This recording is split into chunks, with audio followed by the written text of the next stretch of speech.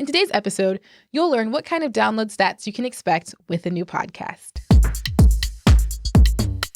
Welcome to Podcasting Q&A, where you learn the best tips and strategies to launch, grow, and monetize your show. This week's question comes from Letty.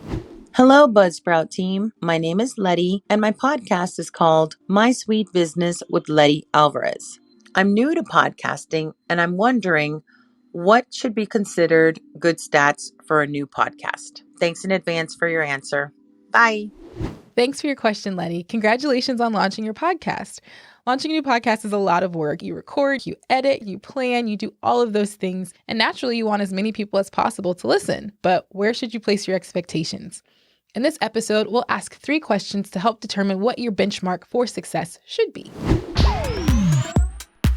Question number 1. Do you already have an existing audience?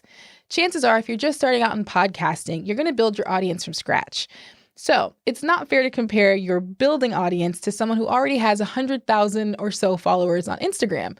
The numbers are just going to be different. For example, if Oprah starts a podcast, the millions of people that love Oprah are going to go listen to and download her podcast, as opposed to someone who's just starting out and is building that following and that audience. It's okay that you're building. Every podcaster starts out building. You just want to adjust and set your expectations accordingly. Question number 2. How popular is your podcast subject?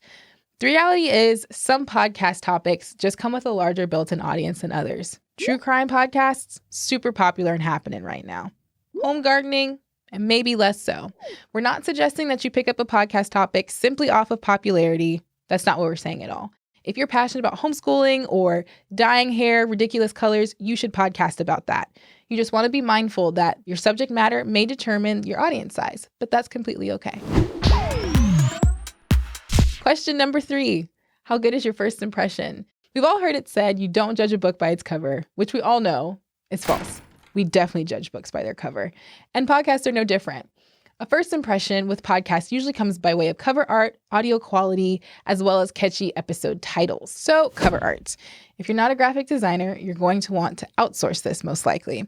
You can use a website like Upwork or 99 Designs that uses actual graphic designers to create stunning, amazing cover art for podcasters. With audio, you definitely want to practice your mic techniques. You want to make sure that your volume levels are level. If you've got people walking around and talking in the background or your dog barking, you're going to want to eliminate those things so that you have crisp, clean sound. And then lastly, catchy titles. You don't want to use clickbait here because that definitely does not work with podcast episodes. But you do want to create something that's interesting, something that's an accurate representation of what people are going to get when they click on this episode title and listen. It's just got to be interesting. It's got to be accurate, but you can definitely do it. So after hearing all of that, you may still be wondering, what's the hard number I should be shooting for?